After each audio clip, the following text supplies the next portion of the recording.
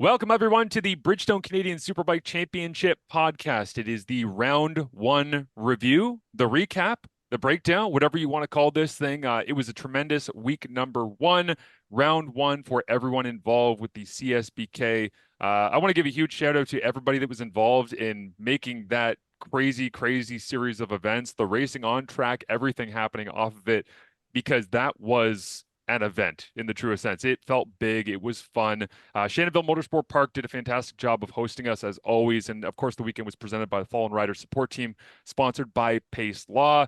We will get to the Economy Lube and Tire Sport Bike Championship in a second. We will get to the GP Bikes Pro Superbike feature class as well. But I would like to begin by just giving a big salute to both of you guys for carrying content throughout the weekend. As I just wandered around and watched races, Colin and Cam were doing real work. So good job, guys.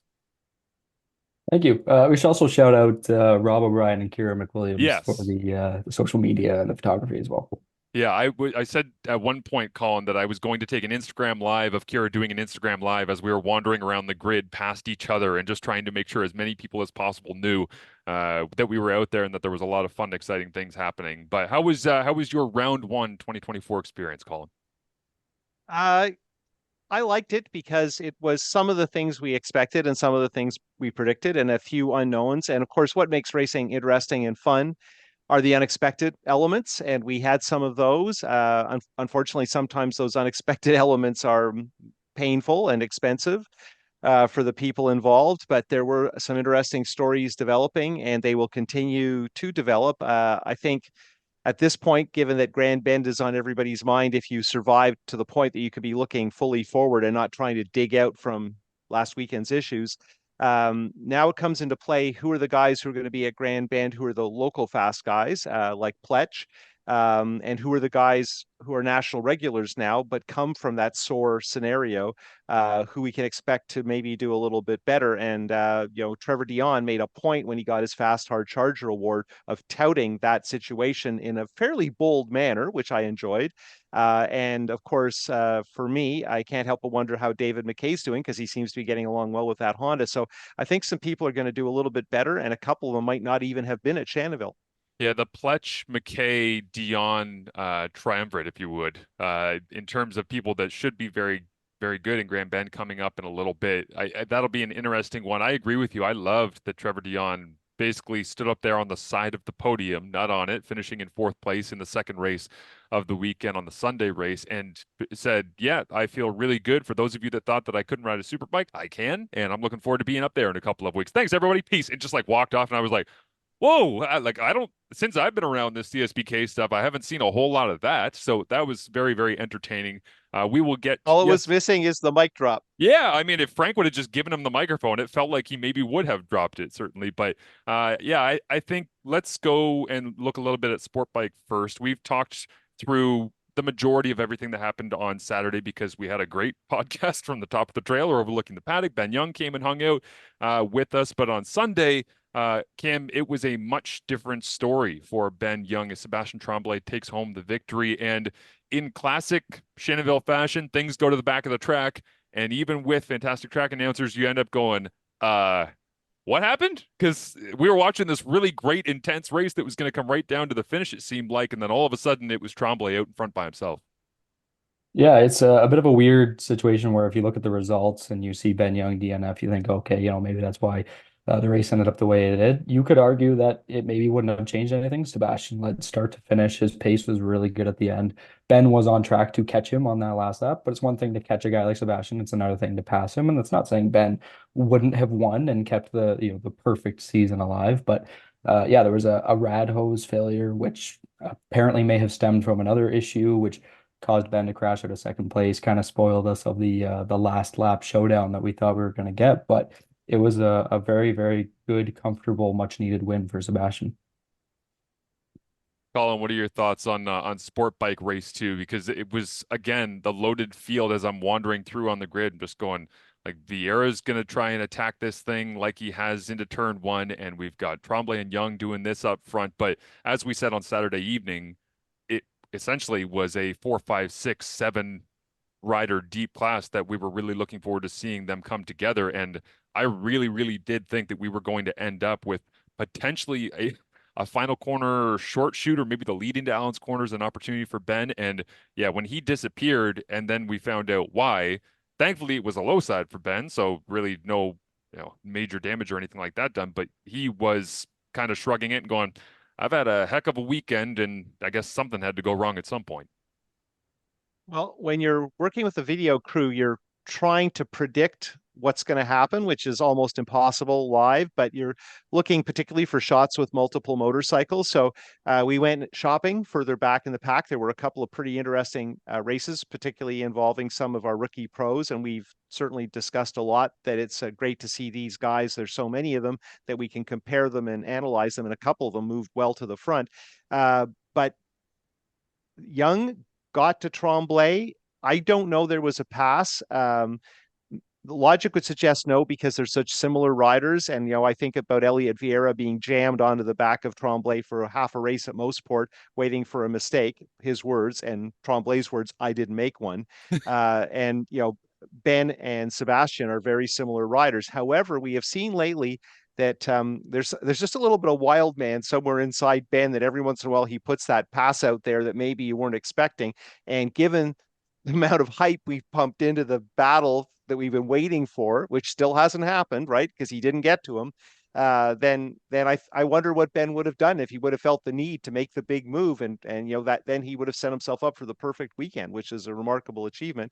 And I think there's a concern that bike was overheating, and that's the same engine from Daytona. Apparently, I was talking to Scott Cartier; it overheated a couple of times there, so it's going to need some major repair probably. And I am concerned that perhaps Ben doesn't want to take it at West because it's going to become a distraction.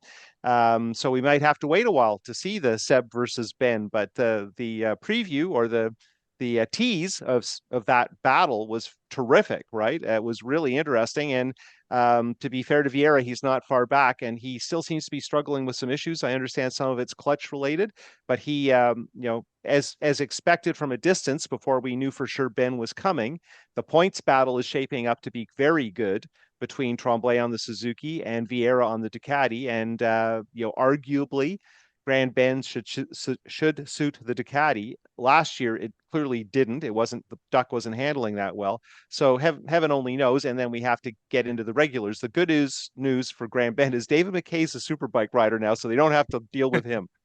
Yeah, he was very, very smooth out there last year in sport bike, and had an opportunity to kind of separate himself a little bit throughout that. I feel like that's fair conversation for all things Sunday sport bike, but I think what happened in that sport bike situation with the rad hose and getting water on the back wheel and then having it spin out and Ben crashing and coming back, and he obviously has been around. He's experienced a whole bunch of different scenarios and all the rest, so he knows how to handle them at a very high level.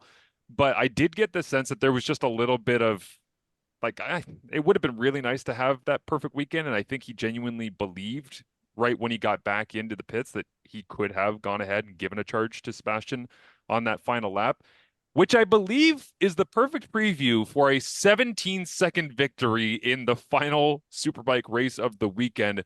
I don't know how else to say this. I was standing watching from the pit wall, and it basically goes out, gets a couple of passes, get himself into the lead, separates himself, continues to separate himself, separates himself further. And all I kept thinking over and over again was, he seems like he is riding super pissed off that he didn't win the sport bike race and have the perfect weekend here. And did that not, Cam, to you feel like a message sender?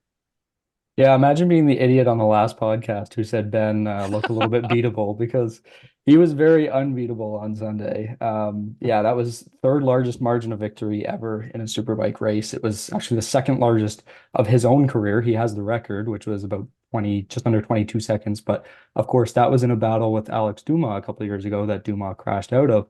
So he was never really challenged outside of the first lap. You could argue that this was the most dominant win of his career. It was a bit of a statement after how things went on Saturday, where he still came away with 2 wins, but didn't look like this unbeatable god of CSBK. And on Sunday, he certainly did, at least in Superbike.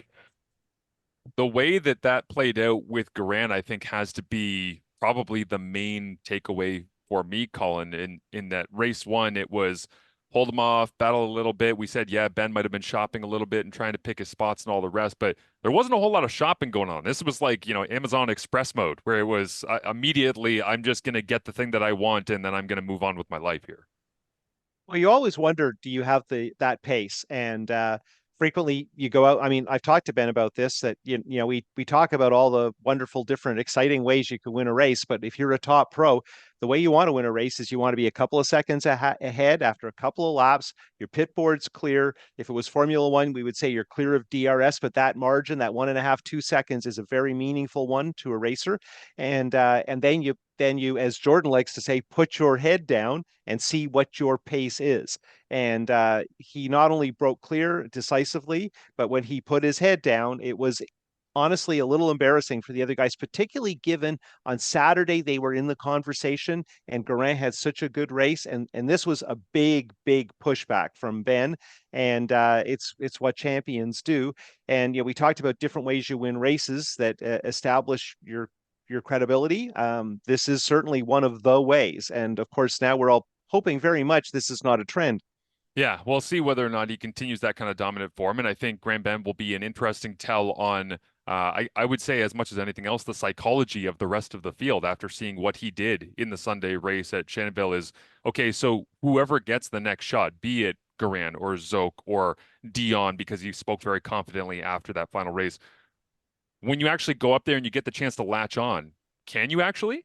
Because it feels like after what happened on Sunday, that now becomes a question that the entire field must be looking around at themselves without actually talking to each other about it and go, which one of us is going to go try to catch him and hold on and even give him a push? You don't really have to wonder what the psychology of Trevor Dion is, judging Yeah. by, the comments that we touched on earlier. McKay, I think, will be very, very fast there. He obviously knows the track, but he's still a little bit off. So yeah, you kind of wonder about Sam and Jordan because those are the two others that stood out who maybe we don't have the same track record of them at Grand Bend. And Jordan especially admitted that he's still getting better and better every day, but not at full fitness. And Grand Bend is a little bit of a tighter track. Duran has never looked overly comfortable at Grand Bend, but maybe something changes. But Ben's a guy that's always looked very, very fast at Grand Bend, perhaps more so than at the Shannonville Pro Track in his career. So it's a pretty concerning a state to be in going into round two if you're any of the other stars besides Trevor Dion, maybe. Well, I Go think ahead, Colin. Cam makes a good point, but I think the interesting thing is we're wondering if Garin and Zoke can move a little closer the way they were on Saturday. Honestly, my concern is McKay and Dion get into that second and third, and that maybe that turns into a really terrific battle, but maybe not quite with Young, and he hatches another one like he's sitting on an egg. One of the primary storylines really on Sunday going into the race, regardless of what happened with Ben running away from it, was that in the practice on Sunday morning, Trevor Dion did go down in his Ducati. And, we all kind of started saying, all right, well, which of the backup Ducatis is he going to pick? And I talked to a couple of people and they basically said, we don't really have a B bike. Like we don't really have a setup that we're super happy with that we want that feels like this one. So they, I guess, Colin just kind of took a look at the moving garage and went, BMW looks nice. I think I could ride that. Well, so let's start from the front of your Yes, story. I mean, they don't have a B bike unless you have the bike that looks like the other bike that's sitting on its stand under the tent all weekend. that was what I You asked. know, foolishly, some people might have observed that to be a B bike. I heard that the crash on the Ducati they were planning to run was significant enough. They were going to have to make some decisions. I know that they don't have the electronics quite the way they like them for the other bike, which is the actual street bike 1100, the actual homologated specific bike. The other one is the World Superbike Spec 1000 because those rules are slightly different. Both the bikes are approved. So the word got out that, oh, they're going to run a BMW. And I thought, well, they have that BMW from a couple of years ago, but I didn't think it was straight and I hadn't heard about it lately. So I walked over to see what was going on. And there's another M. And apparently it just got finished and it belongs to Econolube Steve Moxie. And I think it had just come back from the States. And I asked Scott Miller from Fast Company about the status of that bike, and he said, well, at some track in the States, Trevor had ridden it for 3 laps, not quite 3 laps, so it had run. And I said, well, what happened then? And Scott said, well, he ran out of gas. So he actually pushed it more than he actually rode it a longer duration of time. And so that bike wasn't ready. I don't mean it wouldn't run or it wasn't safe. I just mean it had zero time. It hadn't been set up, and they were scrambling to just put the most basics of setups, like just make sure the brakes weren't going to drag and all that kind of stuff. So then he got out on that bike and did well. I'm sure Ducati aren't happy about it, but in terms of a salvage job, it was a pretty good one. And 3 BMWs in the top 4 would have liked another Ducati. Yeah, absolutely. And to the point, Cam, you wrote this on CSBK.ca. If people want to see the recaps and everything you're writing there, in terms of the actual manufacturers championship, that's huge, is it not? Like that's a really important piece of coming out of this weekend. Yeah, it definitely had some implications. Not so much. I mean, I don't want to say not so much for BMW. It's top two scorers for each manufacturer. Obviously, Ben and Sam were 1-2 for BMW, so Dion didn't add to their points haul. But by switching to that BMW, all he did was help further take points away from other manufacturers, and it was a significant loss for Ducati. Now, based on what we've seen, I don't think this is maybe a season-long battle for the championship. BMW, if they're going to keep rattling off 1-2s every round, then they're going to be in pretty good shape. But there's a pretty wide open battle for second in that constructors, and that's a big blow to Ducati. It almost makes you wonder, Colin, if Ducati would have preferred pick anything other than that. Even though he obviously, like you say, the points didn't get added in because it is the top two finishers, but it's just like we're already up against these guys. Like Ben's running like crazy. Sam's really developing and trying to get to the point where he can really put a charge into what Ben is showing us here early in the season. And it's yeah, it was intriguing. And I specifically the mood, I would say, on the actual grid around that bike. There was a lot of people just looking at it and trying to figure it out. And I even spoke to some people that said the goal is to basically avoid Dion because we have no idea what he's going to be like on that thing. Like if we see him riding the Ducati, we've been around him in the practice sessions and the quali and race one, and then the morning practice before he crashed it. And there was a bunch of people that basically said, like, if we see him, you got to be really careful where to pick your spots, whether you're going to pass or get past, because they just didn't know what it was going to look like. And that, as psychology, I'm not saying that that's why he was able to finish up in fourth because people were just trying to drive away from him at all costs. But I did find that to be a super interesting dynamic for the Sunday race. Well, I think everything ultimately comes down to pace, and you're always have goals in terms of a lap time and ideally consistency to run a number of laps at a very similar level. But you don't know going in. I guarantee you, no matter how nervous anyone was about being around Dion, they weren't as nervous as he was getting on a brand new superbike and not really knowing what it's capable of. And it's not day and night, but a V4 is a lot different in how it makes its power from an inline four. He has had some success in the past in the BMW, but it's not a bike he's ridden a lot, and he certainly hasn't ridden that M. So I think ultimately Dion is a fast racer. It's not a weekend he's happy with. He rode the Ducati he raced Saturday at the end of last year and did relatively better and was in contention. That is not what happened. I don't know that they had made a significant step that Sunday was going to be much better. That he was riding as hard as he did Sunday morning indicates that they were still scrambling. So, Dion has to be frustrated. He's had a number of frustrating efforts lately. Daytona was really tough for him, not in my opinion at all of his own doing, but just some kind of a consistent straight through the weekend, no major surprises, no incidents would be great for him at this juncture. And Grand Bend is the place that would suit him best because it's where he's most comfortable. He has a ton of laps there. He's been successful on a really wide variety of motorcycles. So, Dion continues to be a major unknown heading forward. And hopefully Grand Bend clears the issue of what he's capable of because he has some consistent results. Let's get into some winners and losers here, guys. I will begin because I think it kind of segues out of what we're just talking about with Dion. My winner is David McKay, and the reason for that is I spoke to him a couple of weeks ago before we got to Shannonville for round one, and he said, I'm fairly happy with how things are coming together, but we don't really know what it's going to end up feeling like. And I mean, I'm sure there was some pause or questions or refinement or things that they had to work on throughout the weekend, putting in real times and real situations.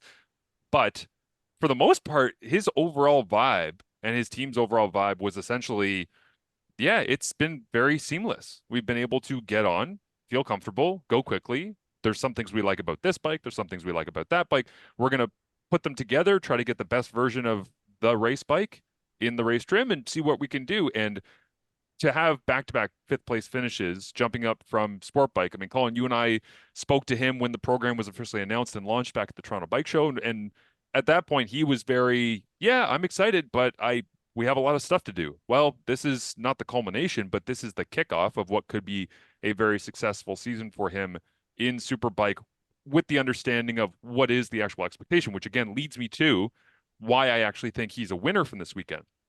And that is, he got passed after I thought what was a pretty fun battle considering the circumstances by Trevor Dion on that BMW on Sunday. And when I spoke to David afterwards, he said, "Oh man, I'm so like I wish I would have been able to hold him off, and it would have been great to the." And I basically said to him, "Why are you kicking yourself for getting passed by a guy who just had a ton of pace when this was your first weekend on this bike? Like it's not as though it's the On same a super bike. right, but it's like the expectation is the enemy of progress is kind of the way that I always looked at it when I was in, if I say to you, hey, Ben Young has to win every single race in every single class this year, otherwise his season is a failure. Like expectation gets in the way of progress and happiness at times. And it was very interesting to me that after the Sunday race, David McKay seemed to have such a high expectation of himself that even having the back-to-back fifth place finishes in a small way in the moment, hopping right off the pegs, seemed to kind of disappoint him a little bit. But I don't think that that's necessarily needed, because I thought he was a winner of the weekend when you look at the overall standings of how things shook out. So I would go with Tremblay, and it's not because of his success on Sunday in sport bike. It's that he was a little bit faster on Sunday. He spent a lot of time Friday night and Saturday night working on that bike. He's basically the architect of his own program. He's an old school guy who does most of his own work. And not only might he have held off Ben Young in a straight up fight, he won that race regardless. He's in a terrific position in the points, but more.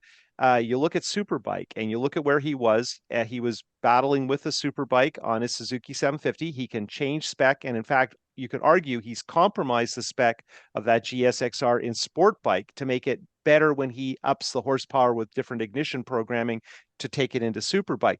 And where I'm headed in this roundabout battle with Connor, who had broken ribs, so obviously Connor not at his peak, is we're heading to Grand Bend, where the difference in pole between superbike and sport bike last year was a second. I bet you Tremblay's found half of that already. So it will be interesting to see where he goes and what he's capable of, because think of how they spread out in Superbike on Sunday.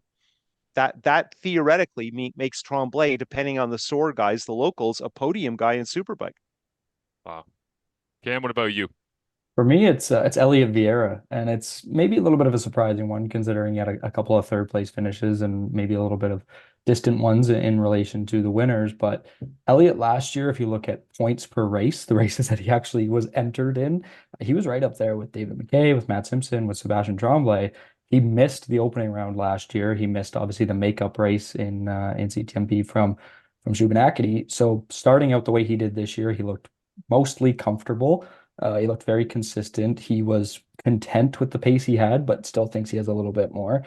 The fact that he came out of that weekend with a good points haul, knowing what he can do at the other tracks that are still on the calendar, particularly CTMP, I think he did what he needed to do to keep in title contention. I will add a loser to the fray here. Anybody who doubts John Lang moving forward through the next couple of rounds, I think you're a loser. Because I loved what John Lang was about. He came in and did the media stuff with us on Thursday, super loose, super comfortable, and just seemed pretty happy throughout the weekend, except for when he was actually sitting on the bike ready to go on Sunday and and essentially had heard a question or something that was going on or commentary from track announcing saying, "Oh, I'm not sure what's going to happen with this," and I actually heard him mutter with headphones in something to the tune of, "Yeah, no, that's not going to happen again because it was kind of saying, oh, yeah, John Lang might have struggled here before. And he just had his head down, his glasses on, hat on, headphones on, and he was just talking to himself out loud. I'm like, that dude was super focused. So do not doubt John Lang, I think would be my advice for people for the remainder of the season, especially for the remainder of June. Like as we head into it and we do Grand Bend and then go out west, I think he could make some very real noise here. Well, the 40th anniversary of the Ninja, which is a Gen 1 sport bike, right? So it's like a Yamaha R6. It's what the rules are based on to produce the Gen 2 rules. I think a lot of people think those bikes aren't competitive anymore. The Kawasaki 636, the Ninja, is a terrific motorcycle. Obviously, it has to be built by somebody who knows what they're doing. And Willie Vass is a strong believer in that motorcycle. He's has his hands in several of them. I think that John is doing what he should do in a perfect situation with a really good bike. But when he's on the podium with a GSXR 750 and a Ducati 955 Panigale V twin, that's a good day for Kawasaki. And we kind of felt like maybe with McKay out, no one was going to fly that flag. Well, good for Lang. Yeah, absolutely. What do you have, if anything, Cam, in terms of someone that maybe disappointed you a little bit coming out of round one? Well, this is maybe a weird way to spin it. I think a loser would be Suzuki, specifically in the superbike class. When you look at the last couple of years, obviously the big name is Alex Dumas, and Right. everyone's going to understand that they would take a step back naturally with him not there. But there was also a lot of supporting cast with Suzuki the last couple of years. There's a reason they won the inaugural Constructors' Championship, why they pushed BMW the last couple of years, and now all of a sudden they're relying on a sport bike rider. With all due respect, Sebastian's a fantastic rider, one of the best in the country, but he's on a lesser displacement machine, and he was their top scoring rider in both races. We have a couple of guys on Suzuki's that weren't at Shannonville, maybe for reasons unknown. And so I'm interested to see if that changes over the next couple of rounds, if there's more of an emphasis to get Suzuki back to the front of the superbike class. Yeah, it's a great point. Let's move on to your moment of the weekend. Colin, what do you have? Well, my moment of the weekend has to be Ben Young tipping over in his own fluids. Because it was exciting and it was what we were looking for. And although it wasn't a battle, it was more of a chess match. Hardly a shock that those two guys, Tremblay and Ben Young, would stage a chess match. That's sort of what we expect. They're probably, Tremblay has certainly bash fairings with other guys in sport bikes, but usually they were those guys bashing into him. He's, in my words, is not typically an instigator. But yeah, Young and Tremblay ride in a very similar manner, and I thought it was exciting to watch Ben hunt him down. I thought Ben was well motivated. I think Ben had it on his mind. He was going to win all four races, and that would have been terrific. 75% is still a fantastic hit rate. And yeah, he crashed, but he didn't crash because he rode too hard. And Ben was riding well within himself, but so was Tremblay, and Tremblay was going faster than the day before. So that tip over by Ben, I think most people that will be the thing they most remember about the major pro events. And of course, we had been touting that fight at the front, including Elliot Vieira on the Ducati, who was a little further back. And the other guys were close. There was a lot of good racing to watch there, but I hope that's not the last time we see Ben Young in Canada on a GSXR 750.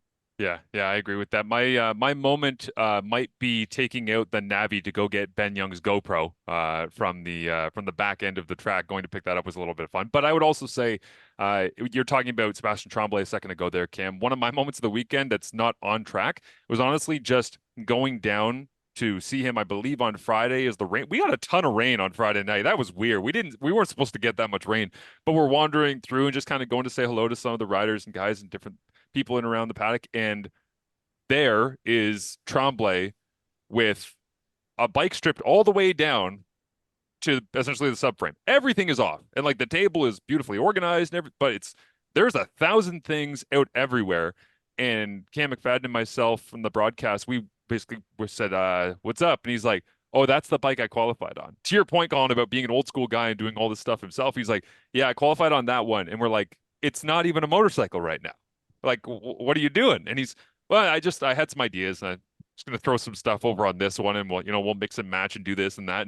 And that gave me a great appreciation because I think coming into this, we've looked at a lot of, the on track and the Ben Young aspirations for this season and some of the different programs coming together. But it's those moments to me on the Friday and the Saturday evenings where you're just kind of wandering around and seeing people say, well, I'm going to take this upon myself to just build something that I feel can go and compete on either Saturday or Sunday at a higher level. That seeing that thing not even be a bike, just be a piece of metal and 1,000 bolts and screws and washers on the table. I was like, man, the amount of confidence you have to do that and know that you're going to be in shape in time and feel happy and all the rest with it. Pretty amazing by Tremblay to do that. And then, of course, to go ahead on Sunday and go ahead and win that sport bike race. Cam, what is your moment of the weekend?